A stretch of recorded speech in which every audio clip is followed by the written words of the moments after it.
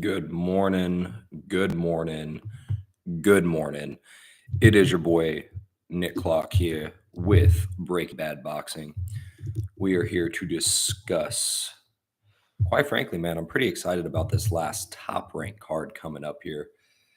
And then we also have some not too bad of MMA coming up here specifically. Xander Zayas versus Jorge Garcia Perez, aka Chino. Chino is someone that I think has impressed a lot of people, specifically with his last fights versus Charles Conwell. He was able to deal with not only the pressure and the power and the pace of Charles Conwell, but showed a lot of levels when it came to fight IQ, man. He just showed a lot of levels. Really good performance to say the least. But yeah, man, I'm just here this morning, wanted to jump on, chop it up for about 30 minutes, 30, 45 minutes. It's kind of funny because I'm at work right now, but I figured, hey, since I have the chance, may as well jump on since I'm working from home today. So it's a Madison Square Garden card, which means we're probably going to be in like the Madison Square kitchen, like the little half wreck Madison Square Garden, to where it's not like a full Ollie Frazier kind of mode, but still pretty big. What's also interesting too as well to me is Shushu Carrington's fighting on this card. Shushu Carrington, man, we saw him struggle versus Suleiman, and Suleiman is someone that I am a fan of because he does follow me on Instagram. Pretty good, slick African boxer, long, rangy, fights behind a 1-2. Shushu's going to have to show it to me, man. That's the one thing. I think I'm one of the few people that is in the not overly high on Shushu camp compared to everyone else. I feel like a lot of people are really high on Shushu, and I never really have been. So, but 126, man, is a super fun division. I just have to be honest with you. The fact that Shushu is part of that, undeniably part of that intrigue and undeniably a part of that fun specifically. I mean, he's fighting a guy that has been 12 rounds before. I have never seen him fight yet, so I have to do a little bit of tape breakdown. It's going to be a little bit of casuality here, but just from the box rec kind of look at it, he really doesn't seem to have fought in anybody of note, quite frankly. He's gone 12 rounds, has some finishes up leading until that point. Going 12 rounds multiple times and being scheduled for 12-round fights is pretty interesting, but he's never left, from what I understand, he's never left Africa to fight. So now he's traveling all the way to New York to fight Bruce Carrington in his hometown. And Shushu is, he has an undeniable record just in general because he's undefeated, but he does well when he fights in New York. Like, he does well. The Solomon was a little bit interesting, but the way that he handled Daniel Coolwell is someone that I personally respect. I took him to stop Vivas. I mean, I figured he had to beat Vivas to show us something. And I think the Bernard Torres win is also one of those wins too from Shushu that's kind of underrated and goes under the radar because Bernard Torres had a little bit of hype coming into that fight. Maybe not necessarily as a prospect, but someone that's going to be the next test for someone like Shushu. Shushu has a lot of options. If he wins this fight, it's for the WBC International Worlds title, whatever that means, man. Like, I don't understand what's up with all these different titles and things of that nature here, but 126 has a whole lot of fighters that we can see, from Espinoza, Nick Ball, who is someone I'm more high on than others because a lot of people think he's just a brawler, and I think he has a little bit more boxing skill than people get him credit for. Ray Vargas still too as well. Shushu. So and now we have the introduction too as well, Stephen Fulton. Stephen Fulton coming to 126 I find pretty interesting too. So we throw him to the mix, and I think 126 is pretty solid. Let's go look at the ratings actually at 126, which I think is one of the funner divisions in boxing. So let's see here. Give me 1 second, team. I don't have any other I don't have any websites pulled up right now. I just kind of jumped on it to chop it up here. Let's see featherweight rankings here. Man, what a fun division. Angelo Leo, that's the other champion I was forgetting. You have Angelo Leo, you have Luis Neri, who's not someone I'm overly high on, to be quite frank with you. You have Stephen Fulton, Nick Ball, Rafael Espinoza, of course, Shushu Carrington. Man, it's a good division. I don't remember Robesy Ramirez fighting at 126, but I guess I'm on. I guess he's up. What's wrong with me? Just fought Rafael Espinoza. Holy shit, what a casual moment for me, guys. To just Blank me on that one here. Just miss me with that one because that was one of the most casual. This guy doesn't watch boxing opinions you're ever gonna fucking hear. That was hilarious, quite frankly. But yeah, so 126, super fun division here. I think in terms of what is the most stacked division, what is the best division here, I think you're going to have a hard time arguing that super welterweight's not one of the better divisions in boxing at 154. 154, I mean, now that Terrence Crawford is gone, but you had Terrence Crawford. Of course, you had Murtazayev. You have the stick himself in Fundora. You have Virgil Ortiz, who I think is the guy. And then look at all the guys that are kind of on the next tier below everyone we just ranked. Sergey Boachuk, who a lot of people argued could have beaten Virgil Ortiz, which I don't think he did, but, he had some hell of a rounds. Israel Madrimov, who got the shit beat out of him clearly by Virgil Ortiz, but again, super solid in terms of round. And then we have the fight card this weekend specifically with JCP Chino, and then we have Xander Zayas. We can't forget about guys like Charles Conwell here, and a lot of people like Samake coming up too as well here from France. I'm sorry. So a few different ways to look at it. 154 is deep, man, and 154 is freaking solid. I mean, even looking down the depth, you have guys like Katarakis, who is a underrated, man. Katsarakis, man, if you watch any like Overtime Boxing or Pro Box cards, super fun guy to watch. Always brings a brawl, and he's a good body puncher too, which I always appreciate. Ioannis Tejas, fuck, man. You have Callum Walsh, who I'm not sold on. Josh Kelly, another guy I'm not necessarily sold on. You just have a lot of good fighters, man. So I'm high on the 145 division. I'm high on the 126 division. Those are two of my favorite divisions, quite frankly, when it comes to boxing, just all in all. So I don't have anyone here in the live with me according to YouTube. So what I'm going to do is I'm going to go share this. You guys can probably hear my dog in a way freaking out in the background. I'm going to go share this and see if see here. Let's see.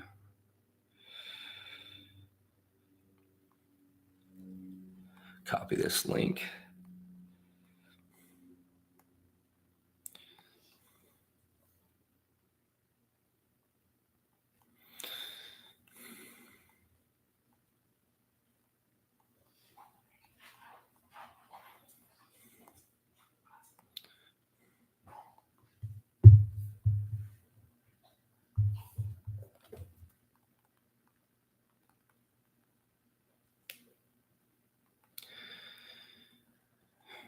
Anyways, but with that being said here, I think there's a few different ways and interesting takes to play it. So I think also you have some awesome Japanese boxing here coming up, man. One of my favorite Japanese boxers who I just think has never gotten over the hump, and quite frankly, Daigo Higa, man. Like, he's just never gotten over that hump, and he finally, I think, has a pretty decent matchup. Losing to guys like Takai, who is next level, man. I think Takai is a world level fight and in such a neck and neck close fight. And then Sasumi, who is another guy that's pretty high level and a guy that, quite frankly, Japan pushes here in that draw. He finally gets a fight in a style level matchup here that I think is a little bit more fitting to him. You're going to have a guy like Antonio Vargas here who, no doubt about it, solid here, but hasn't faced necessarily the highest level of competition, even though I am pretty high on Jonathan Rodriguez. It's someone that we have seen stop before. It's someone that we know is hurt to the body before too as well. And someone that we know does have problem with pressure fighters. And Diego Higa may plant on his back foot, but he will go forward at some points and put a pressure. I think this is finally a time that we have Diego Higa where he's going to get the stoppage that he needs. At the minus 235 line, man, he's an amazing parlay piece. But Diego Higa, man, like it's just he's due for a stoppage at this point. I think it's a perfect matchup for him to get that stoppage against Antonio Vargas.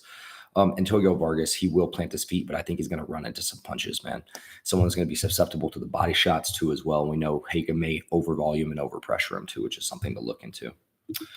On that same fight card, man, you have, someone that a lot of people have on their pound for pound list. He may just be on my number 10, maybe just be outside my number 10 pound for pound versus Kenshari Taraji, and he's fighting Ricardo Sandoval. Ricardo Sandoval is someone here, man, that is He's good, man, but he's never someone that's been overly hyped, in my opinion, in terms more of a volume puncher than he is a power puncher, specifically overwhelms you. Good cardio and can go the distance and good legs. But how does he look in a 12-round fight? And he lost to a guy like David Jimenez, who I've never personally overly been high on. I did have a nice bet on him when he beat Scrappy Ramirez, if you guys remember him beating up Scrappy Ramirez on the same night that Ryan Garcia was juiced to the gills versus Haney. But losing to a guy like David Jimenez, who in my opinion is not the most skilled boxer, just a pressure heavy front forward kind of fighter. And he had a hard time moving him off the ropes, moving him off the corners. And then on top of that, too, Sandoval was dropped multiple times and deducted points in that fight. So coming in and fighting a world level talent like Taraji here, on top of that, flying across the world in pattern, a lot of people like Taraji to take him the distance. I'm going to go on the opposite end here, and I'm actually going to take Taraji by stoppage in this fight. I think Taraji by stoppage could be a good point here. If someone like David Jimenez is dropping you multiple times in multiple rounds, I think Taraji can do it. I think Taraji has shown a lot better gas tank. He's growing into his power too as well, which I think is very interesting as we go along. So Taraji is just an interesting fighter, an interesting candidate, man. If he was a little bit bigger, man, I would love to see a super fight between someone like him and Bam, but I just think that would be a bad fight for him just due to the fact of the size, of course. A lot of people are always going to bring up the Yakabuki fight, the Yabuki fight when he got stopped, but people forget that he also avenged that fight too as well. This man beat guys like one of my favorite fighters is Anthony Alasquaga by finish, by the way, even though it was short notice.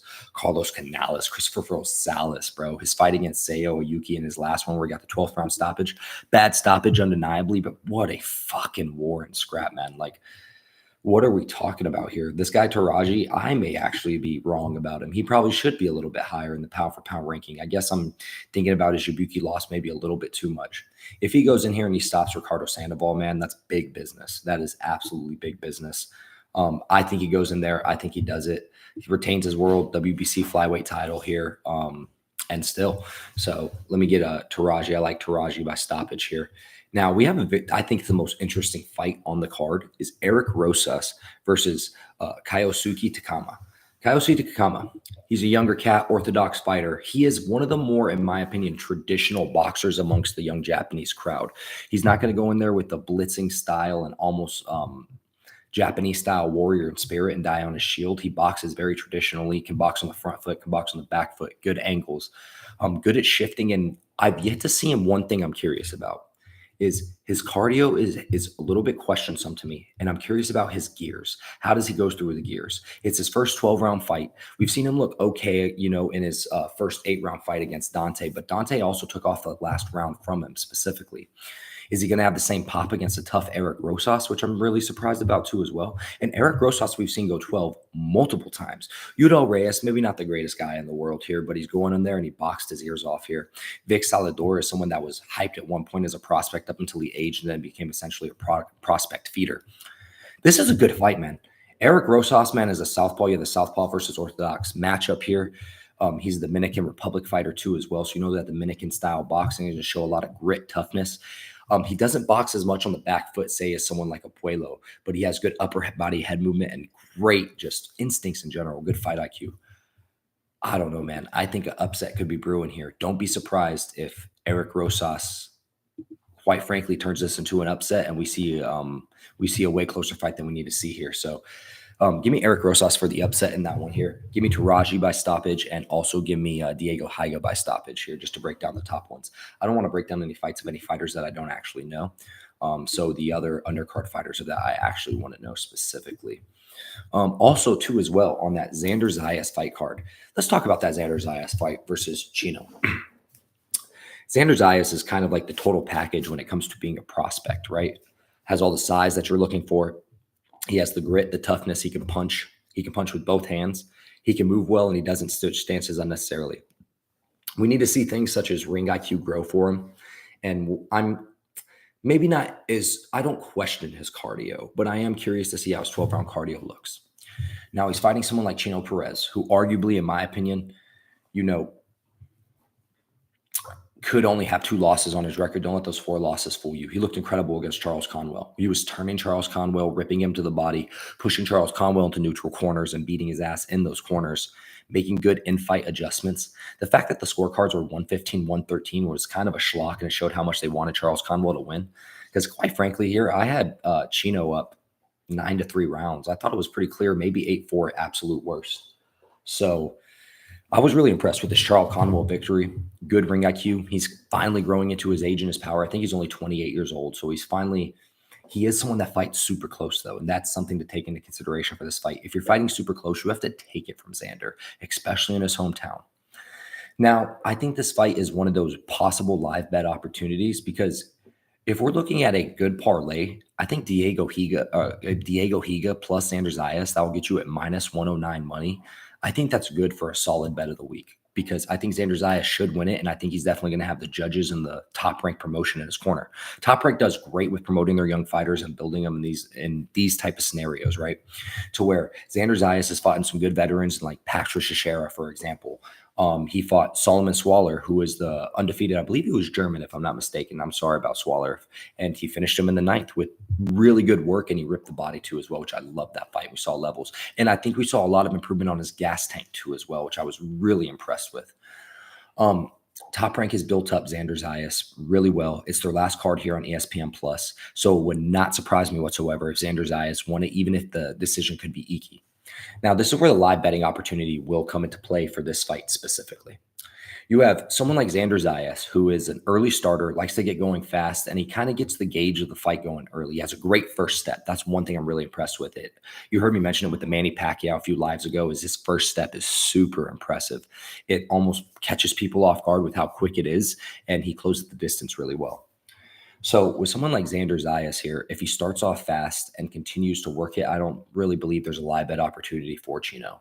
But if we see Chino take any of one of rounds 1 through 4 off of Zayas, and especially if he takes 2 rounds off of Zayas 1 through 4, I'm going to live hammer Chino because Chino is a late starter. He's someone that builds in the fight. He downloads data as the fight goes on. And he's someone that I'm pretty confident will win rounds 10 through 12 in this fight. I'm pretty confident in that unless he gets worked to the body too much and his gas tanks hurt early. But the one thing, again, about Xander Zayas that I'm curious about is I don't think he has as good of a gas tank as someone like a Charles Conwell. And I don't know if he can take as many body punches that Charles Conwell took in that fight. And I think that's something that is intriguing to look at. And one thing we have to remember too, Xander Zayas is only 22 years old, so maybe 23. So even if he loses this fight, it's not his end all be all. It's just back to the drawing board. Chino is 28. He's 33-4, and he knows if he loses this fight on this opportunity, the fact of him being back to here and not just a feeder kind of title contender fighter is slim to none. So who's going to be hungrier? Is it the hometown Puerto Rican who could be the next big Puerto Rican? Or is it Chino? And we're going to get a Puerto Rican versus Mexican war. So I'm excited for this fight regardless how you shake it. I think it's best if you're going to put your money anywhere, you probably put your money on fight go to the distance. That's probably the safest parlay of the week now that I'm thinking about it, is Diego Higa money line, and then you do Xander Zayas, Chino to go the distance.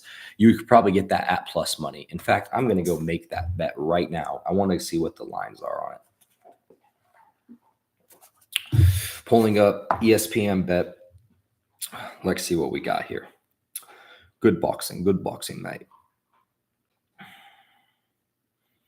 Oh, they've added all the cards. They even added, they added Alois Yumbo versus Elias Zorro. Yumbo may take Zorro to the distance as compared to knocking him out that I see a lot of people are on. Reese Bellotti versus Ryan Gardner. You can get Ryan Gardner by decision versus Reese Bellotti at plus 125. I find that pretty insane to say the bare minimum. Let's see. Xander Zayas, Chino. Fight props. To go the distance. Yes, minus 300. Sheesh. Jesus. With Diego Higa. Minus 122. So you get, let's see here, minus 122. Solid parlay for the week. I mean, if you're really looking for juice to where you're like, man, I need it to be plus money, or it's not worth it here. You add Rohan Polanco and Steven Navarro, and it makes it plus 103 for, the big bettors out there.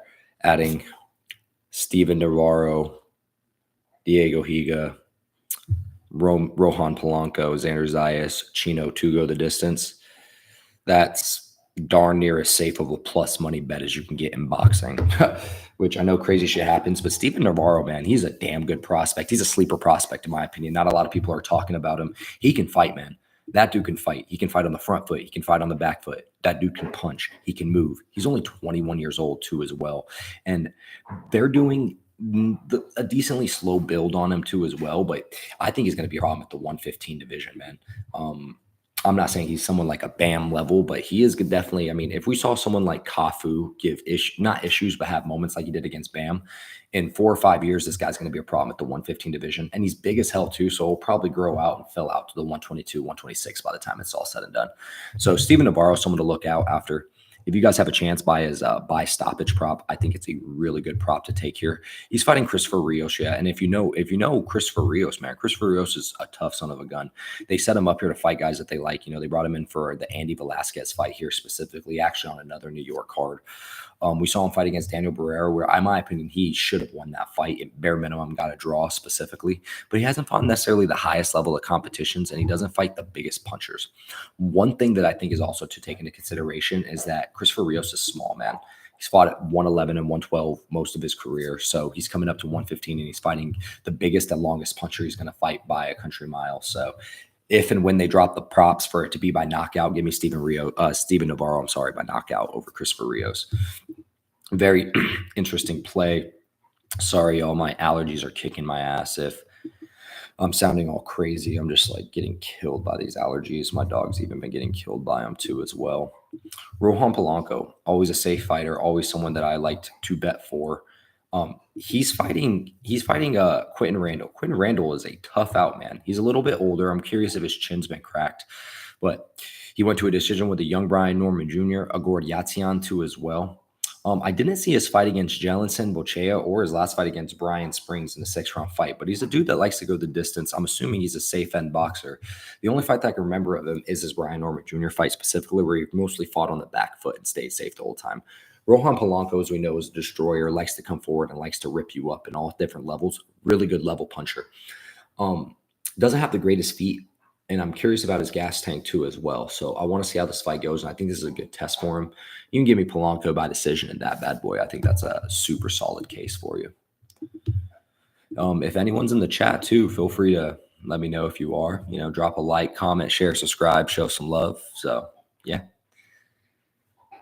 It says no one's in here, which I kind of figured. It's Wednesday morning at 7 a.m. Like, come on, everyone's at work, everyone's doing something. But hey, I figure I'm trying to get the ball going and trying to get it moving and things of that nature. So also, too, if you even come back and listen to this live later on, too, as well, let me know what you think. Drop a comment. Let me know your thoughts and things of that nature. I think we have a UFC card in UFC Abu Dhabi with Robert Whittaker coming up, too, as well. Yeah, man, Robert Whittaker, man, dare I say it, I think he's washed. And I think a lot of people are thinking of Robert Whittaker old, and I am big on what have you done for me lately. And lately, I don't know, man. He's always gotten rocked in a lot of his fights, but getting rocked the way he did against Paulo Costa, in my opinion, was a pure sign of age. Dracus du Plessis, the way that Dracus finished him, and then getting his face snapped the way he did, like, how much more do you really have it in you? And I think Rene de Ridder, in terms of pure grappling, I think he's a way better jiu-jitsu artist than someone like Khamzat Chimaev. The question is, does he get his fight down to the ground the way he does? If you look at Rene de Ridder, the only guys he's really lost to, too, is Anatov, who's a fucking twice his size, juiced to the absolute gills, punches like a fucking tank. At least we know Robert Whittaker's won't be juiced to the gills. At least I don't think he'll be juiced to the gills. What are the odds on this fight? And is Rene de Ridder worth the squeeze is the question. Because if it's even money, probably not. If it's anything lower than that, you got to start talking yourself into possibly taking the dog shot. Plus 125. Yeah, I think he wins, but it's not good enough to take the dog shot. I think Marcus McGee is a better dog shot to take, quite frankly. Marcus McGee probably wins round one for sure. Then it looks like how well did Peter Yan download the data. Marc-Andre Barrios at plus 450 against Shara, and Shara's garbage. Shara shouldn't be a 700 versus literally anyone on earth. Jose Ochoa versus Asu Almabayev is even money. And Asu Almabayev, man, solid pressure, solid pace in wrestling, probably an underperformer just in general. He doesn't have the greatest striking and doesn't have the greatest gas tank, but he does have pressure in wrestling for him. And Ochoa's taking this fight. Like, is it Ochoa literally, didn't he just fly to Abu Dhabi a day ago? Like, I think if you looked on his Instagram, he flew to Abu Dhabi like a day ago. How do you have even money on that fight? Next, Gustav versus Krylov. Krylov's going to send Gustav to the land of winning ghosts. I'm not high on Gustav, never been. Bryce Mitchell versus Sagner Magomedov is damn near an even money fight. I think Sagner Magomedov could catch him with a front choke, if I'm being honest with you. I'm not overly high on Bryce Mitchell. I'm curious to see how the weight cut looks on Bryce Mitchell too as well. And we know if it goes to scorecards, they're not giving Bryce Mitchell that bad boy. Davy Grant versus Damon Blackshear plus 250. Davy Grant is possibly a hammer spot at plus 250. Like, what are we doing here? Damon Blackshear.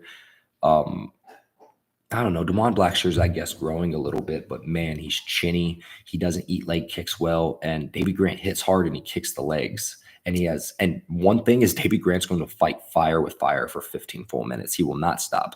He is a fucking insane man. He's literally meant to be in a mental asylum. I love Davy Grant. So give me Davy Grant plus 250. Insane numbers. Martin Buday versus Puchecha. Martin Buday plus 240 versus Puchecha. A one-round gas tank only jiu-jitsu guy. A gi jiu-jitsu guy on top of that. Please stop it. Please stop it. Martin Buday has heavy hips, and he may be slow and sucky, but this is the first time I'm ever going to say it. Give me Martin Buday. Holy shit. We have so many dogs that are good this week. We have so many dogs that are good this week. If I were to dog lay some bad boys up, let me just dog lay some of these bad boys. Ready? If I were giving two dogs, holy shit, Martin Buday and Davy Grant at plus 1090, almost 11-1 odds for Martin Buday and Davy Grant. What are we doing here, boys? What the fuck are we doing here, boys? Yeah, I love that. I'm with that. I ride that. Let's get it. Yeah, I think there's chances to make a decent amount of money just in general, spanning from this weekend for boxing and UFC specifically here. I'm going to take Shushu by knockout, but that's more so on the hope that he's going to have to show me, even though I'm not overly impressed by him. If he does, never mind. Never mind. They finally dropped the props. Shushu by knockout is minus 550 versus a guy that's gone 12 twice. Nah, brother. I think the juice money on that won't be Shushu by points then in that case here. Let's see if they drop the round groupings yet. Shushu rounds 10 through 12 plus 950. There's a little bit of something on that specifically. Like if you're looking at Shushu 9 through 12, maybe there's a little bit of something on that, quite frankly. But again, I just feel like I'm in the unpopular opinion that I believe Shushu is going to have to show me. It's like Bud Crawford said, you're going to have to show me, just because I really think when it comes to that, Shushu has done so well in New York, but struggling against guys like Solomon. If he doesn't stop this guy, well, what are we doing here? Are you really ready for the Rafael Espinosas of the world, the Stephen Fultons of the world, or the Nick Balls of the world? And don't even get me started, bro. I'm high on Nick Ball. I think he can box better than he can punch. I'm telling you guys. And he's going to grow into his size. He's going to grow into his pop and his power specifically. So someone just joined. Hey, for you that just joined, let me give you the parlays I was just working on. If we're talking about UFC coming up for UFC Abu Dhabi, I love this parlay right here. Davy Grant and Martin Buday at almost 11-1 odds. You're talking about Davy Grant, someone that can punch, who will not stop fighting for 15 full minutes, and that can leg kick, against Damon Blackshear, who has struggles against leg kicks, is slightly chinny, and someone that we know slows down in the third round. You have Marcus Buchecha versus Martin Buday. Martin Buday, a plus 240 underdog versus Marcus Buchecha. I'm a jiu-jitsu blue belt for anyone that doesn't know. A really shitty one, by the way, not a good one. So I'm a huge jiu-jitsu fan in general. Buchecha is a gi submission grapplist, and we are talking about a one-round favorite. We're talking about you either take Buchecha round one submission, or you just take Buday and you keep it moving, because Buchecha will gas out, and Buday has decent hips, heavy hips. And the one thing is he will use the fence to utilize takedown defense himself. So I don't think Buday is also a fish on the ground too as well. Those numbers are absolutely insane. Davy Grant at plus 250, and then Martin Buday at plus 240. And then when it came to boxing here, there's a lot of things that I already discussed here. Xander Zayas versus Chino. I think Xander Zayas versus Chino is a far more interesting fight than some people could even be thinking about. Xander Zayas is someone that has everything you want in a prospect when it comes to build, athleticism. He has punches and bunches, good combination punches. He is someone that will move forward objectively, and he can also fight on the back foot. One thing that I've heard has been questioned is his cardio and his gas tank. His cardio and his gas tank's never been anything that I've been overly questioned about. But one thing I do think is I think Charles Conwell does have better cardio and better gas tank than Xander Zayas. And Chino was ripping the shit out of Charles Conwell's body. Can Xander Zayas take the same 100 power punches to the body and fight for 12 rounds? I'm genuinely curious.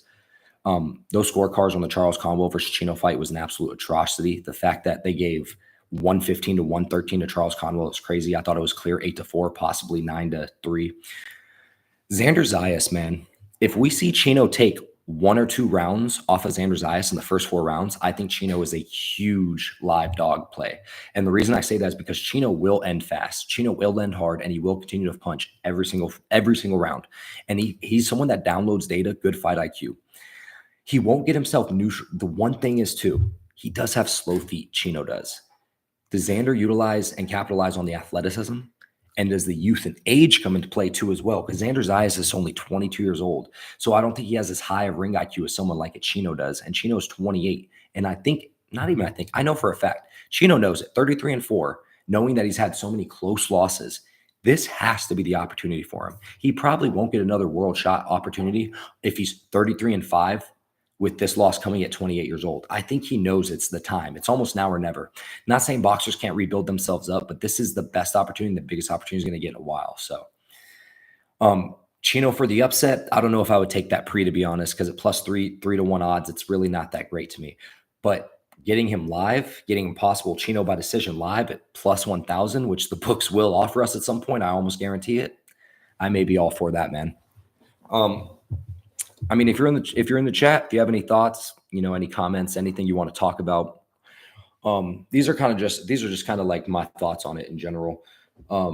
Again, I spoke about some Japanese boxing earlier. I love Diego Higa by knockout here. He's finally going to fight a fighter, and Antonio Vargas is going to meet him in the middle. Antonio Vargas is a little bit smaller than Diego Higa, and I think he also has susceptibility to the body. As we know, Diego Higa is going to rip up that body too as well. Kenshiro Taraji, he's fighting Ricardo Sandoval. Ricardo Sandoval, tough as guns, but he's also someone that I brought up earlier. He's been dropped by David Jimenez. And David Jimenez is a pressure forward fighter, but he's not a power puncher.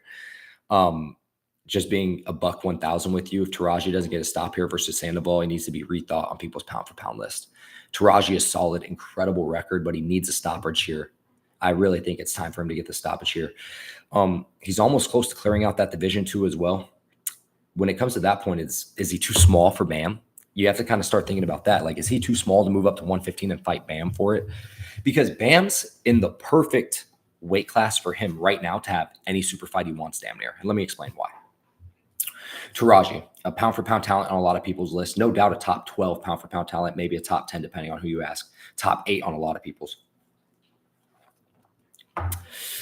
Taraji fights at 112, pound-for-pound king at 112. Bam is the pound-for-pound king at 115. And then you have Junto, the pound-for-pound king at 118. Even though I think all Bam needs to unify is Puma and then Wilbaldo Garcia. So he beats Puma. I'm pretty sure knowing Bam's mentality, he'll want to unify versus Wilbaldo Garcia. When it comes to Junto, I think, is he undisputed at 118, or is there one more belt at 118 that I'm missing and blanking in my mind? Regardless, he is in the perfect position to where Bam can choose, oh, Taraji, you want to move up? If you're willing to do so, you can fight me here at my weight class, or I can move up and fight Junto at 118. As Junto, on top of that, only has maybe 1 or 2 fights left at 118 because the weight cut is starting to get to him finally. It's just kind of incredible, man. And I really need to see one of those 2 super fights. Everyone talks about Junto versus Inoue. I think Junto versus Bam is the super fight to make. You really want to get it hyped over everywhere, man. Junto is the second biggest fight in Japanese boxing now, and a top 10 fighter in Japanese history, quite frankly, already. Yes, I'm going to plant that flag already. And then you have someone like Bam Rodriguez, who's a 25-year-old pound-for-pound talent, future Hall of Famer. Stop it. You can do that fight anywhere in Japan or in America, and people are going to wake up and watch that shit. Well worth it. Well amazing. I would just be on ecstatic for that fight. But of course, if you want to make a Japan super fight, and if Bam's really willing to run to someone's backyard because it wouldn't be as huge in America, you could do the Taraji versus Bam fight if they're willing to do the 115 unification in Japan, which, of course, with the champion being Bam at 115, how likely is that to happen? Not really. But you could even do that if you won one of these crazy Turkey al Sheikh kind of cards where that's a co-main event. And all boxing fans that are diehards will be like, holy shit, that's a fucking fight. Even though, just if I were to give, like, say, an early fantasy prediction of that, I think Taraji is a little bit too small. And I think Bam's angles and feet are way too good. So those are just, kind of, when you're looking at possible matchmaking down the line and unifications of what you can do for super fights, why not look at those? Everyone's talking about Inoue. I think Inoue is more close to super fights at 126, with the Espinosas and the Nick Balls of the world and possibly the Shushu of the world. Then he's closer to fights with 122 with Nakatani. And honestly, I don't think Inoue, honestly, I hate to say it, man. This is just, and I'm high on Nakatani, and Nakatani's like that. I think Nakatani loses both those super fights. If you were to fight Inoue, I think he gets dusted like bad. I think he gets sent to the land of wind and ghost, and I think Bam edges him out on the decision if they were to fight at 118. I think Bam's that good. So those are just thoughts on super fights specifically here. And let's see. I also said too as well, I think Robert Whitaker's, if we're talking MMA, I think Robert Whitaker's kind of on that washed phase of his career. He's on the twilight of his career. As compared to Rene De Ritter's only lost to a tank punching, steroided out Russian twice, who was a weight class above him. Yeah, give me Rene De Ritter. Give me Rene De Ritter. I mean, I only see Rene De Ritter by sub, quite frankly, but watch something cheeky at plus 950 that you have Rene De Ritter by knockout. You can get him at plus 950. Watch him get a back triangle or a flat back on Robert Whitaker and just punch him in the ears until the ref stops it, something like that.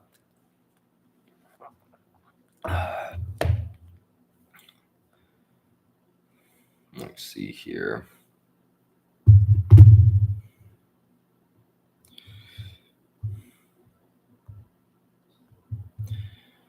What? All right, folks. Well, I guess it's been pretty good. Got a pretty decent amount, 36-minute stream in here. The one person that's in here, I appreciate you joining. If you could like the video, I'd appreciate just to kind of fuck up the algorithm a little bit. Next time, feel free to comment, jump in, drop a little bit of comments and anything, your thoughts and things. I'm thinking about going live a little bit later. I know I need to start dropping actual content here soon, actual videos and things, but life gets hectic. Y'all know how it is. We're all adults and things. So with that being said, much love from Breaking Bad Boxing. Please feel free to like, share, comment, subscribe, and thank you for dropping that like. That's nothing but love. I appreciate that. Even if you have any questions you want to ask, post this video when I end the stream, feel free to drop a comment and I'll go and re-comment it back. I'm here to hopefully make y'all some money, talk a lot of fights. I just would really love to do nothing more than make y'all some money. So that being said, hope you have a great day. Thank you.